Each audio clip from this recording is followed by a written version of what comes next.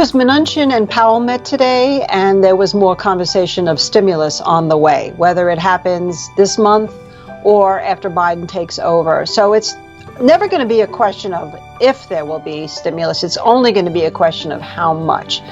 And I think that's what people are really looking for right now. That's the big thing that's going to keep the market up and keep people feeling less pain from the outfall of the COVID, is whether they get more money in their pockets. And we saw what they're doing with that money. Cyber Monday was over $12.6 billion in sales, which literally, if you go back a decade, is more than 12 times more than in just 10 years. And if you look back even a year, it's 35% more. So people are spending money. And that means that right now the market is where people want to be. Until that changes, I don't see any reason people should be nervous, other than, like I always say, always have a plan and always have a point where you know that you are wrong or that you should be taking profits or cutting your losses.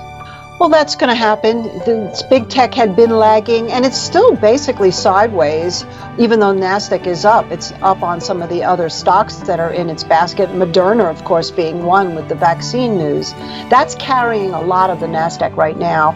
Tesla, well, that's an S&P, but still, that's a bellwether, has become a bellwether for the market, and that's also going up. And so right now, essentially, I like to say this is what I'm focusing on, and I think this really simplifies it for people, because it certainly does it for me. You've got to watch four things. One is the dollar. So the dollar right now is getting crunched again after it looked like maybe it was finding some buyers yesterday.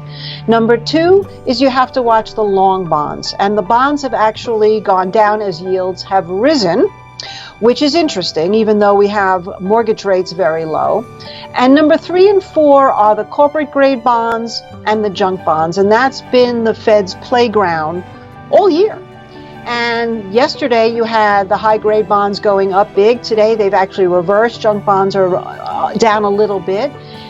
If you start to see the yields go up in the grade bonds, the high grade bonds, if you start to see the junk bonds come off, if you start to see the long bonds go up, and the dollar stabilize at all, although the dollar, I'd say, is the wild card in all of this, then I think you really have a good heads up that maybe it's time for this optimism at extreme levels. We'll see a deeper type of correction.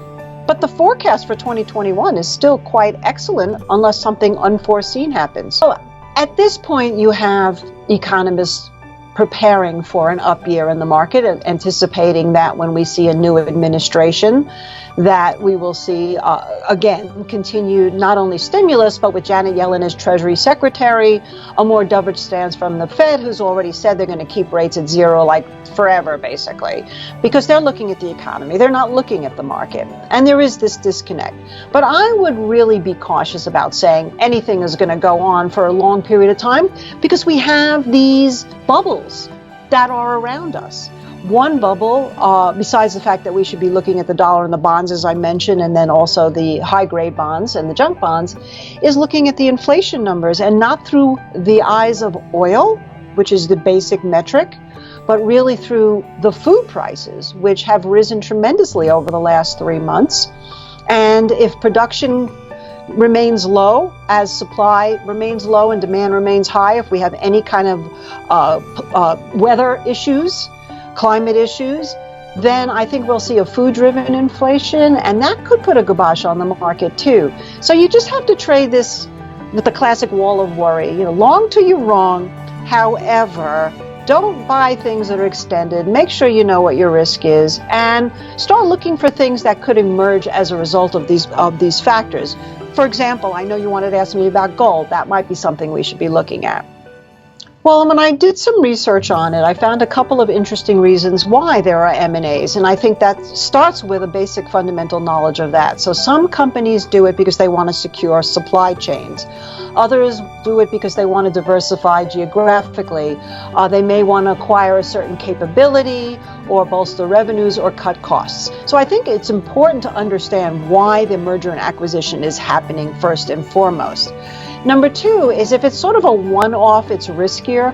But I came up with two M&As that actually I think are interesting. One that turned out to be good if you were investing into it, and the other that really hasn't given you much money yet. The first one is Twilio. They bought a company called Segment for $3.2 billion. Now, if you look at Twilio on the exchange, which the symbol is TWLO, it looks like it's bottoming out here in basing, and it looks like that actually might have been an M&A that could be good for that stock longer term. I'd keep my eyes on it. The second one, though, is Nvidia, which bought ARM for $40 billion. And if you look at the Nvidia stock, it's really gone sideways. For the last couple of months, it had one little spike up at the end of September, October. Since then, it's sold off and is literally sitting there almost like a flat line. So that may not necessarily be the best investment, especially if it's more in the big tech area, which may not be the shining star for 2021. So again, you have to look at things individually. You have to be able to look and understand why the M&A happened, and then look at the overall company and then see how the health of that company is. If you're near earnings, wait to see what their earnings looks like. And then, of course, really look at the chart and see, as I mentioned, and see what the price is and see if you have upside compared to what your risk is on the downside. Well, gold is such an interesting animal right now, if we can liken it to an animal, in that it doesn't really know what to follow. On one level, the yields have risen a little bit, which has been somewhat negative for gold, but the dollar is falling, which is positive for gold. Gold has sort of taken a backseat to Bitcoin as this hedge for inflation. And that's because Bitcoin is looking at a pure inflation play on the basis of the fact that currency could become worthless, hard currency. So what does gold really want to react to right here, other than predictions for inflation with the announcement of more stimulus and the zero rates forever, is any kind of geopolitical situation. Gold is really the best hedge if things should heat up in the Middle East, in Korea, wherever. We don't know. It's always going to be a question mark around us. But at the same time, I think that 1800 that you just mentioned as a pivotal area would be good. So maybe I'd be a little bit of a cautious buyer here at $1,800. You're looking at the GLD, it's about 170.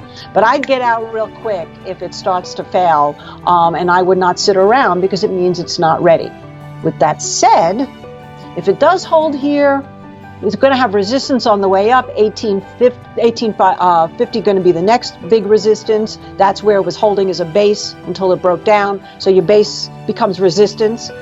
And otherwise, I would say maybe sit it out and wait a little bit longer and see what happens into 2021, particularly, as I mentioned, with the bonds and the dollar and the food prices and any kind of inflation metric that comes out other than what we look at traditionally, which is oil.